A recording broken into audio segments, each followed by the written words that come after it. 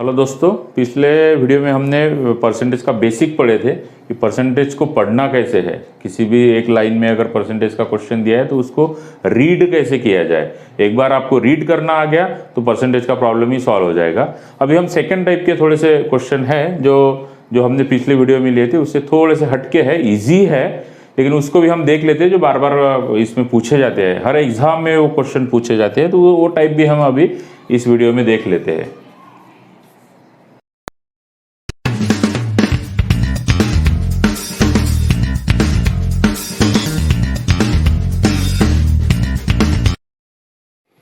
इस टाइप के क्वेश्चन में आपको ये बताया जाएगा कि किसी सर्टेन वैल्यू, समझ लीजिए एक्स की वैल्यू 10% से बढ़ा दी गई, फिर बाद में क्या हुआ और 10% से बढ़ा दी गई।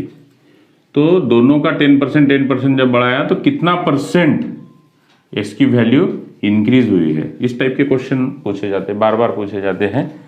दूसरा ऐसा भी पूछा जा सकता है कि किसी एक्स की वैल्यू 10% से पहले तो बढ़ा दी गई, बाद में इसको इंक्रीज कर दिया गया, फिर बाद में 20% से डिक्रीज कर दिया गया, तो फाइनल इंक्रीज और डिक्रीज कितना हुआ, कितना परसेंट फाइनल इंक्रीज और डिक्रीज हुआ, ये भी पूछ लेते हैं। कभी कभी क्या करते हैं, किसी वैल्यू को 10% से डिक्रीज कर देते हैं, फिर बाद में और 10% से कम कर देते हैं। 10% दो बार हो गया तो फाइनल परसेंटेज कितना डिक्रीज हुआ, ये भी पूछ लेते हैं। मतलब है कि दोनों कभी कभी बढ़ा लेते हैं, कभी दोनों डिक्रीज कर लेते हैं, कभी दोनों एक बढ़ा लेते हैं एक कम कर लेते हैं, पहले बढ़ा देते हैं बाद में कम कर देते हैं, पहले कम कर देते हैं बाद में बढ़ा देते हैं। तो इस टाइप के क्वेश्चन आते हैं और ये क्वेश्चन बहुत बार आते हैं, तो इस पर हम डिस्कस करेंगे कि इसको कैसे सॉल्व करना है। एकदम ईजी हो जाएगा ये, इसमें कोई फार्मूला वगैरह यूज़ नहीं करना है। बहुत सारे लोग इसमें फार्मूला यूज़ करते हैं, याद रखने की कोशिश करते हैं, लेकिन ऐसा मत कीजिए, कोई ज़रूरत नहीं है याद करने की, ठीक है। तो इसको याद करने की कोई ज़रूरत नहीं है, आप आराम से वैसे ही निकाल लोगे फार्मूला। और दूसरे टाइप के जो क्वेश्चन आते हैं वो आते हैं कि किसी कमोडिटी का या किसी चीज़ का, एक समझ लीजिए एक्स वैल्यू है इसका पर केजी है, कुछ भी है, इसको पहले 10% से हमने इसका प्राइस बढ़ा दिया गया, तो इसका कंजम्पशन जो है, कोई भी चीज़ को कंजम्पशन जो है वो कितने से कम करना पड़ेगा ताकि एक्सपेंडिचर जो अपना खर्चा है वो सेम रहेगा। इसका एक एग्जांपल मैं बता दूं कि जैसे शुगर है, शक्कर का समझ लीजिए पर केजी 10% से हमने उसका रेट बढ़ा दिया है, लेकिन हमारा बजट तो सेम है महीने का, तो महीने का बजट सेम रहने के लिए हमें शुगर कितना कम खरीदना पड़ेगा, ये कितना कम कंजम्पशन करना पड़ेगा। इस टाइप के क्वेश्चन आते हैं, ये हर चीज़ में लग सकते हैं, सिर्फ शुगर में ही नहीं है। तो आपका सैलरी अगर 10% से कम हो गया तो आपको कितना खर्चा कम करना पड़ेगा कि आपका घर में कोई प्रॉब्लम नहीं आएगा, सैलरी जो मंथ का बजट है वो सेम रहेगा। तो इस पहले टाइप पे हम थोड़ा एग्जांपल ले लेंगे, 4-5 तो एग्जांपल लेने से आपको इमीडिएट समझ में आ जाएगा, और इस पे भी हम एग्जांपल ले लेंगे, एकदम ईजी है। हम इस पे अभी चर्चा शुरू करेंगे डायरेक्टली क्वेश्चन लेके, जो क्वेश्चन एग्जाम में पूछे गए थे उसको लेकर। चलिए एक क्वेश्चन पढ़ लेते हैं एक बार। The shopkeeper first increase the price of an article by 25% and then by 20%, what is the total percentage increase of article। तो क्वेश्चन ये कहता है कि एक शॉपकीपर ने अपना कोई चीज़ की वैल्यू जो है, समझ लीजिए एक चीज़ अपना एक आर्टिकल एक्स पकड़ लीजिए, तो इसकी वैल्यू उसने क्या किया है, फर्स्टली उसको 25% से बढ़ा दिया है, और फिर बाद में क्या किया है, फिर से 20% से बढ़ा दिया है।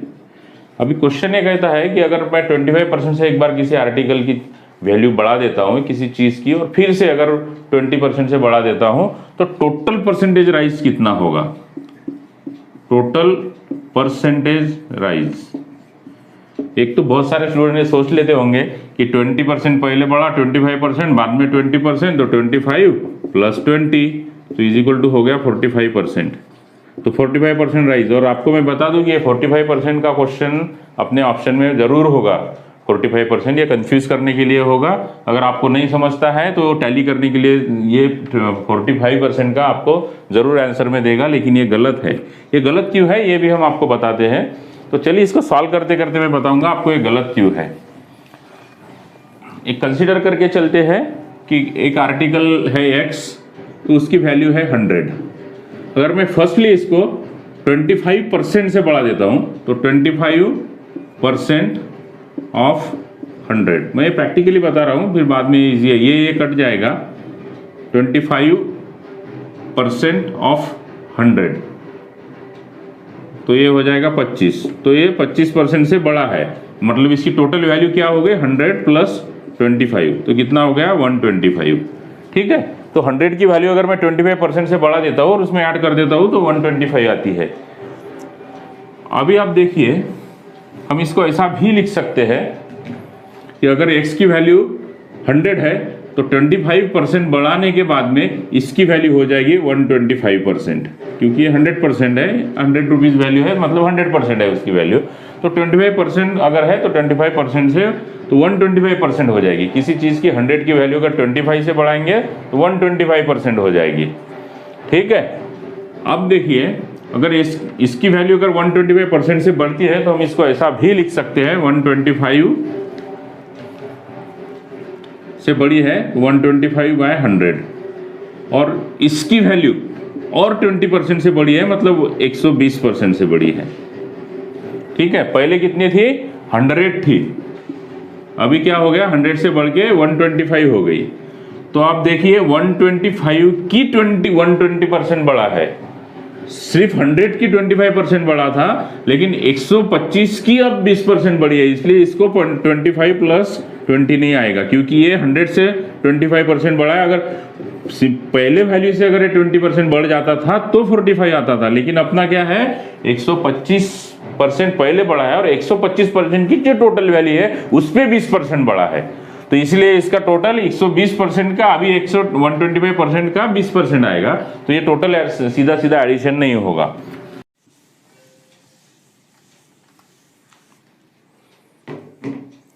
चलिए अब इसको सॉल्व करते हैं। तो x की इनिशियल वैल्यू, इसको इनिशियल पकड़ लीजिए, इसकी x की इनिशियल वैल्यू होगी 100, और अभी हमने इस 100 का 125% लिया है, मतलब 25% ऐड करके तो 100 का हो जाएगा 125, और इस 125 को 20% से बढ़ाया तो इसका इस टोटल वैल्यू का हो जाएगा 120%। ठीक है, तो ये हो जाएगी final value of x, final value x, तो ये फाइनल वैल्यू आ जाएगी। इनिशियल वैल्यू क्या थी 100, फिर 100 को 25% से जब बढ़ाया तो 125% हो गया, और 125% को फिर से 20 से बढ़ाया तो 120% आ जाएगा। तो इसका फाइनल वैल्यू ऑफ x आ जाएगी, अगर इसको हम ये 25 5 और ये हो जाएगा 20, ये 5 कट जाएगा तो 6/4, ये इनिशियल वैल्यू हो जाएगी, ये फाइनल वैल्यू हो जाएगी x की, और इसको परसेंटेज में निकालना है तो 100%। अब ये 4 ये हो जाएगा 25, तो फाइनल वैल्यू हो जाएगी 150%। ये हो गई उसकी 150% फाइनल वैल्यू, मतलब इंक्रीज क्या हो गया 150, तो उसकी x की फाइनल वैल्यू हो गई, तो इंक्रीज इन परसेंटेज क्या हो गया 100 माइनस 150, क्योंकि इसकी फाइनल वैल्यू x की ये हो गई, मतलब इंक्रीज कितना हुआ है तो 50%। तो आपको जब हम किसी भी x की वैल्यू को 25% बढ़ाएंगे फिर 20% बढ़ाएंगे तो उसका फाइनल जो इंक्रीज इन वैल्यू होगा वो होगा 50%, नॉट 45%। तो 50% टोटल वैल्यू इंक्रीज हो गया 55% से। चलिए ये क्वेश्चन पढ़ लीजिए। 2 successive price increases of 10% each of an article are equivalent to a single price increase of what? पूछ क्या रहा है कि 2 successive price increase of 10% each, 2 successive price increase, मतलब अगर इसका इनिशियल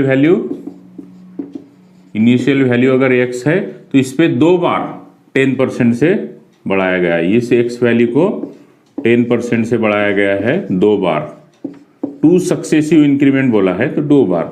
तो इसका भी फाइनल वैल्यू पूछा है कि 2 बार 10% और 10% बढ़ाया तो क्या हो जाएगा।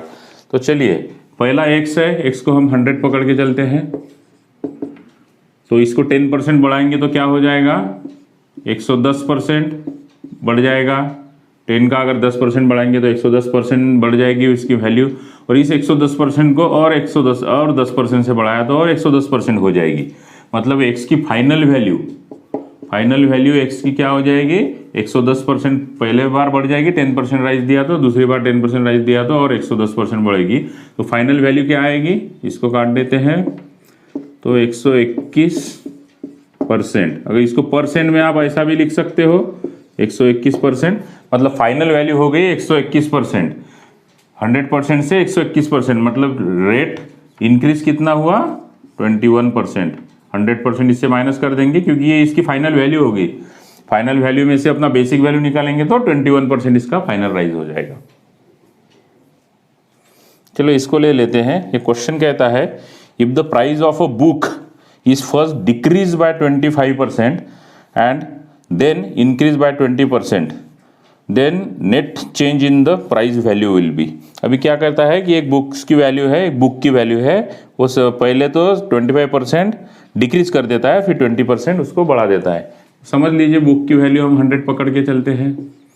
अब इसको 25% से डिक्रीज कर देंगे, इसकी वैल्यू 25% से डिक्रीज कर देंगे तो कितनी रह जाएगी, 75%।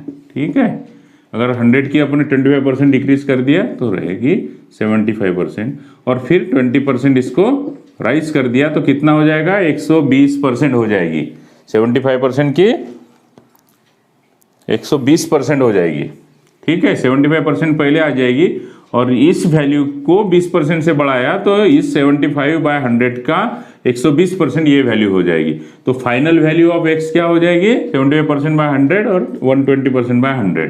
तो इसको अगर हम करेंगे तो 25 3 25 ये हो जाएगा 20 5 और ये 6, तो ये आ जाएगा, ये 2 से कट जाएगा, ये 3 से 9/10। अगर 9/10 को हम काटेंगे तो कितना हो जाएगा, 9/10 से 9/10 ये हो जाएगा 90%। 90, इसको ऐसा नहीं करेंगे, इसको परसेंट में कन्वर्ट कर देंगे इसी जगह पे। अब ये तो फ्रैक्शन हो गया, इसको परसेंट में कन्वर्ट कर देंगे तो और इजी जाएगा। तो ये 10 कट जाएगा तो 90%। तो फाइनल वैल्यू कितना हुआ बुक का, 90%। बुक का वैल्यू कितना हुआ, 90%। अगर चेंज पूछा है तो कितना है, 10%। 10% डिक्रीज हुआ है वैल्यू, जितना भी बुक का वैल्यू था 10%। क्यों 10%, क्योंकि 90% उसका फाइनल वैल्यू आ गया तो 10% डिक्रीज है। अब ये देख लेते हैं कि price of a shirt is increase by 15% and then reduce by 15%, the final price of a shirt is. तो क्या किया है, शर्ट की वैल्यू है, एक शर्ट का एग्जांपल दिया है, शर्ट की वैल्यू जो भी है x, इसको पहले तो 15% से इंक्रीज किया है, और फिर सेम इस वैल्यू को जो भी वैल्यू आई है उसको 15% से डिक्रीज किया है। तो कैसा निकालेंगे, तो इनिशियल वैल्यू है इसका, तो हम 100 पकड़ के चलते हैं। 100 इसलिए पकड़ते हैं कि कैलकुलेशन में इजी होता है, इसकी कोई भी वैल्यू आप पकड़ेंगे तो सेम परसेंट आ जाएगा, लेकिन 100 पकड़ना इजी हो जाता है क्योंकि 100 का 25% इंक्रीज हम सीधा लिख सकते हैं 115 115%, और 115% को फिर से डिक्रीज कितना किया, 15% से, तो कितना आ जाएगा, 85। इसको अगर 100 टर्म हो जाएगी ये फुल 100%, तो इसको 85% से डिक्रीज किया है। तो अब ये हो जाएगी फाइनल वैल्यू ऑफ शर्ट, इसको हम x कहेंगे, तो फाइनल वैल्यू ऑफ x। अब इसको हम अगर कैलकुलेट करते हैं तो ये 5 से कटेगा, 5 1 5 35, फिर ये 20, फिर ये 5 से कटेगा 4, और ये आएगा 23। तो फाइनली क्या हो जाएगा,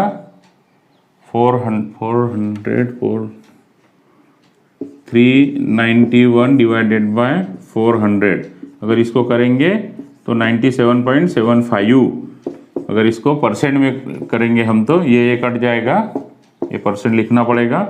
तो इसको अगर कैलकुलेट करते हैं तो 97.75% आ जाएगा ये। अब क्या हो गया, ये फाइनल वैल्यू ऑफ शर्ट है 97.25%, मतलब शर्ट को हम लॉस में बेच रहे हैं, मतलब बेसिक प्राइस से कम में बेच रहे हैं। तो इसको 100 में से माइनस करेंगे तो 2.25% डिक्रीज इन शर्ट वैल्यू, ये उसका फाइनल आंसर है।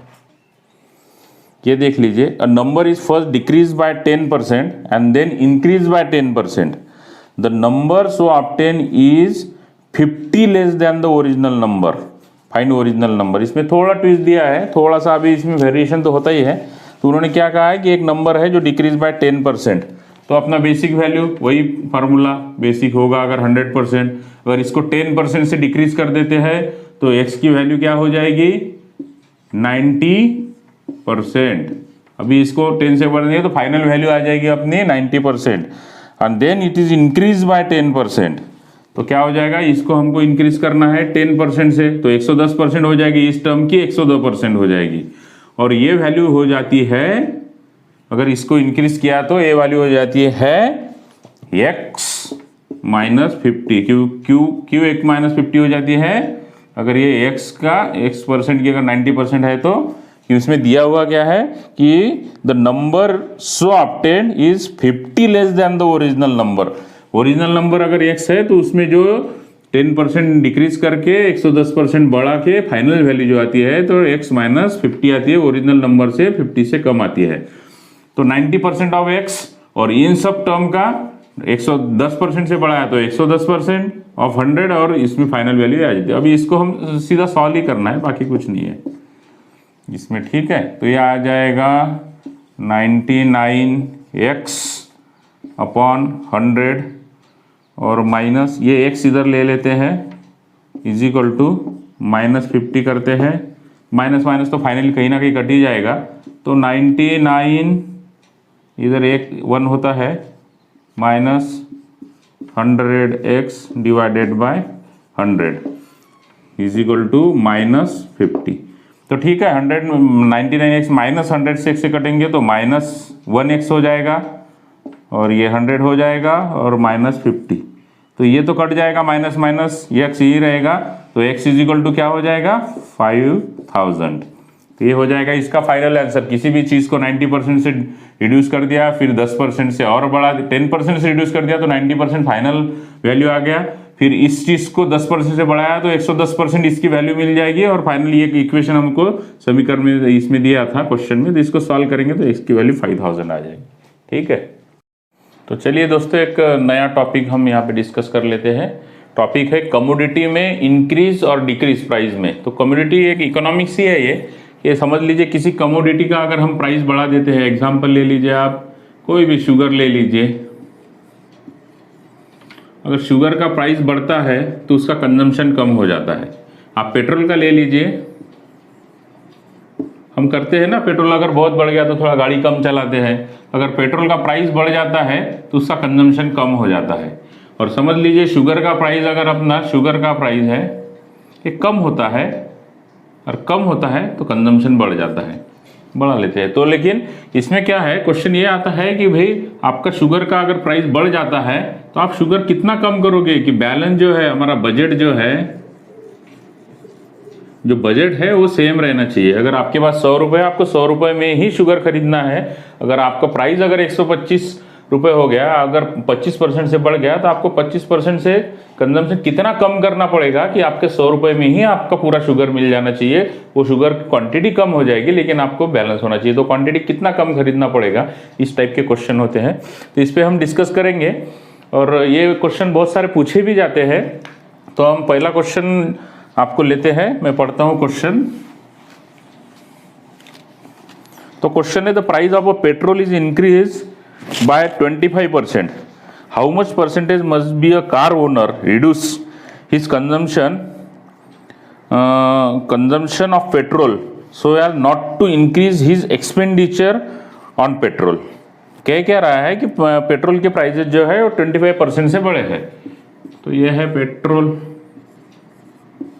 इसका प्राइस बढ़ा है 25% से, 25% से प्राइस बढ़ा है, ठीक है। 25% से अगर आपका प्राइस बढ़ा है तो कंजम्पशन कितना पेट्रोल उसको कम खरीदना पड़ेगा कि कंजम्पशन जो उसका प्राइस है, जो उसका खरीदने का प्राइस उसके पास है वो सेम रहना चाहिए। तो इसको पेट्रोल को घटाना पड़ेगा क्योंकि 25% से प्राइस बढ़ गया है। 25% से अगर प्राइस बढ़ गया है तो उसका ये भी बढ़ जाएगा, उसका बजट भी बढ़ जाएगा, 25% उसका पैसा ज़्यादा जाएगा, तो उसको कितना लीटर पेट्रोल कम खरीदना पड़ेगा। समझ लीजिए पेट्रोल के प्राइस है 100 रुपये लीटर, 100 रुपये लीटर है पर लीटर, 100 रुपीज़ पर लीटर है, अब क्या हो जाएगा, अगर 100 रुपये 25% बढ़ गया तो उसको 125 रुपीज़ पर लीटर देना पड़ेगा। मतलब जहाँ पर वो 1 ही लीटर के लिए जहाँ पर वो 100 रुपये देते थे, अभी 25% ज़्यादा दे रहे हैं, तो 25% उसका कंजम्पशन बढ़ जाएगा। तो उनको ये पेट्रोल कितना कम खरीदना पड़ेगा, ये उसका बेसिक क्वेश्चन है, ताकि उनके पास 100 रुपये से ही खरीदी हो, 100 रुपये में ही उनको उतना पेट्रोल यूज़ करना पड़ेगा। 100 रुपये में चाहे वो पेट्रोल कम भी क्यों ना हो, लेकिन खरीदने वाले के पास सिर्फ 100 रुपये है, तो 100 रुपये में कितना पेट्रोल उसने खरीदना चाहिए, ये इसका बेसिक क्वेश्चन है। इसको सॉल्व करने का बहुत ही ईजीएस्ट मेथड, इसको बहुत लोग बहुत सारा कॉम्प्लिकेशन बढ़ा देते हैं, हम लोग आपको एकदम ईजीएस्ट रेट बता देंगे। पहला 100 रुपये है पेट्रोल का प्राइस, बढ़ के 125 हुआ है, तो हमने बताया कि 100 रुपये पेट्रोल का प्राइस है, 125 हो गया, तो 100 रुपये लीटर में मिलता था तो 125 रुपये में मिल रहा है, तो खरीदने वाले को 125 रुपये देना पड़ेगा, लेकिन उसको तो 100 रुपये ही देना है। तो ले लीजिए कि अगर मेरा बेसिक प्राइस मुझे अभी क्या करना है, 100 से 125 आया, तो 125 से 100 में कैसे जाना है, 125 से 100 में कैसे जाना है, तो बेस क्या हो गया 125 से, कभी भी बेस डिनोमिनेटर में आता है, और कितना पीछे जाना है, 25 से पीछे जाना है, 25 रुपीज से पीछे जाना है। हो गया आपका आंसर, ये हो गया 1 और ये हो गया 5, तो 1/5, और इसको परसेंट में करेंगे 100%, हो गया 5 20, कितना आया 20%। तो क्या करना पड़ेगा, 20% पेट्रोल कम खरीदना पड़ेगा। बस सिंपल क्वेश्चन होता है, इसको बहुत आप घुमा के 1/5 फिर इसको प्लस माइनस करके कुछ फार्मूला ऐसा कुछ आपको करना नहीं है, सीधा सीधा ऐसा 2 इक्वेशन लिख लेना है कि पहले इतना था फिर बढ़ गया, तो इस बढ़ गया इतना जो बढ़ा हुआ है इससे पीछे कैसे जाना है, तो पीछे कैसे जाना है, तो बेस ये हो गया, अभी यहां से यहां तक आ गए, अभी इस बात की चर्चा कर रहे हैं, अभी यहां इस बेस पे कितना कम जाना पड़ेगा, तो जो बेस है तो बेस नीचे आएगा, क्योंकि इसकी चर्चा कर रहे हैं, तो जिस चीज की चर्चा करते हैं उसी को बेस में लेते हैं, उसी से रिलेटेड हम परसेंटेज निकालते हैं। तो 125 से ही रिलेटेड परसेंटेज निकालेंगे कि 125 पे हमें कितना रुपीस बचाना है, तो 125 का ही हम परसेंटेज निकालेंगे, तो 20 रुपीज होगा, तो इसका परसेंट में कितना होगा, तो 20% होगा। बिल्कुल एक लाइन में क्वेश्चन आ जाएगा, 1 सेकंड में आ जाएगा, आपको कुछ सोचने की जरूरत नहीं है, रफ में भी आप 2 सेकंड में इसको निकाल के क्वेश्चन को सॉल्व कर सकते हो। चलिए ये क्वेश्चन आप पढ़ लीजिए। The price of atom is increased by 15%. Find the consumption reduction to keep the expenditure same. Same question है जैसा पेट्रोल का था पहला वाला, सेम क्वेश्चन है, अभी सिर्फ 15% बढ़ा है। तो पकड़ लीजिए, बेसिक प्राइस 100 रुपीज, बढ़ के कितना हुआ 115%, 115 हुआ। अभी हमको क्या करना है, 115 से पीछे कितने जाना है, 100 तक जाना है, क्योंकि बेस प्राइस पे आना है, क्योंकि जैसे 100 रुपए की चीज़ 115 में होगी तो 15 रुपए ज़्यादा नहीं देना है, तो 15 रुपए से कितना कम लेना है, तो कितना कम लेना है 15, और किस पर 115 पर, बस यही देखना है, 115 पर 15 कम लेना है। तो इसको मल्टीप्लाइड बाय 100 कर दीजिए तो परसेंटेज भी आ जाएगा। तो कैसा करेंगे, इसको काटेंगे 5 से, ये 20 हो गया, ये 23 हो गया, फिर ये हो गया 300 डिवाइडेड बाय 23, तो ये हुआ 23 31 7 इस 13 1/1 बच जाएगा 23%, तो ये आएगा 13 1/23%। इतने से अगर आप कंजम्पशन कम करते हो तो आपका उतने ही पैसे में आपका काम हो जाएगा। ठीक है, एकदम इजी क्वेश्चन है। इस क्वेश्चन को देख लेते हैं। The price of oil is increase bye 30% reduction in consumption for the same expenditure. Same type का क्वेश्चन है, लेकिन ये पूछे हुए क्वेश्चन है, आरआरबी 2005 में इसको पूछा गया था, इसलिए मैं इसको ले रहा हूँ थोड़ा प्रैक्टिस, क्योंकि ये बहुत सारे क्वेश्चन आते ही रहते हैं। तो price of oil is increase bye 30%, तो कितना हुआ 100 माइनस 130, ठीक है, 100 माइनस नहीं, 100 से 130 हो गया। अभी 130 से पीछे जाना है तो 130 20 ले लेंगे, और कितना पीछे जाना है 30 से जाना है, और इसको परसेंटेज में कन्वर्ट करना है तो 100 से इसको काट देंगे, ठीक है, और ये हो जाएगा 300 डिवाइडेड बाय 13, तो इसका आंसर हो जाएगा 20 13 दूनी 26, 4 बचेगा, 4 40 1 बच जाएगा, और ये 13%, 23/130%, इतना इसका अपने को कंजम्पशन इतना कम करना पड़ेगा, तो ये इक्वल हो जाएगा। ठीक है। चलिए और एक क्वेश्चन हम ले लेते हैं। ये क्वेश्चन में थोड़ा अभी वेरिएशन भी आते हैं, इसमें सीधा सीधा ऐसा ही नहीं पूछते, थोड़ा सा घुमा फिरा के पूछते हैं, लेकिन मतलब वही होता है। चलिए एक क्वेश्चन देख लेते हैं, ये एक अच्छा क्वेश्चन है। B's salary is 40% of A's salary which is 25% of C's salary, what percent of C's salary is of A's salary. ये एक अच्छा क्वेश्चन है, इसको हम सॉल्व करते हैं। सवाल ये कह रहा है ए की जो सैलरी है इज 40%, मतलब ए की अगर 100 है तो बी की कितनी है 40% ऑफ एज सैलरी 40%, और सी की सैलरी कितनी है इज बी की सैलरी से 25%। मतलब ए की अगर 100 है तो अभी 100 में क्या हो जाएगा, अगर ए की सैलरी है तो 40% हो गई बी की सैलरी, और इज विच, इसमें क्वेश्चन में क्या लिखा हुआ है, B salary which is 25% of C salary, मतलब इसकी 25% जो है वो सी की सैलरी है। तो अब ये ए की सैलरी को 40% कर दिया, फिर उसको 25% कर दिया, तो ये आ जाएंगे C salary with respect of A's salary percentage में। ठीक है, इसको अभी हम सॉल्व कर लेंगे।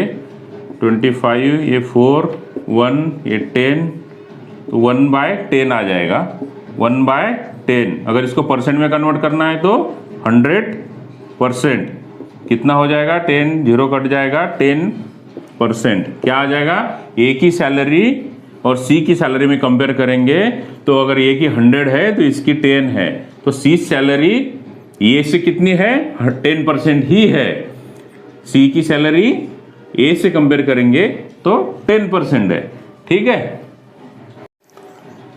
तो चलिए दोस्तों अभी ये टॉपिक हम थोड़ा यहीं पे रोक देते हैं, और अगला टॉपिक हम बनाएंगे पॉपुलेशन पर, किसी सिटी का पॉपुलेशन बढ़ता है या कम होता है, और मशीन की डिप्रिसिएशन। एक ही टाइप के क्वेश्चन है ये, सिर्फ अलग अलग टाइप में पूछे जाते हैं और बहुत बार पूछे जाते हैं।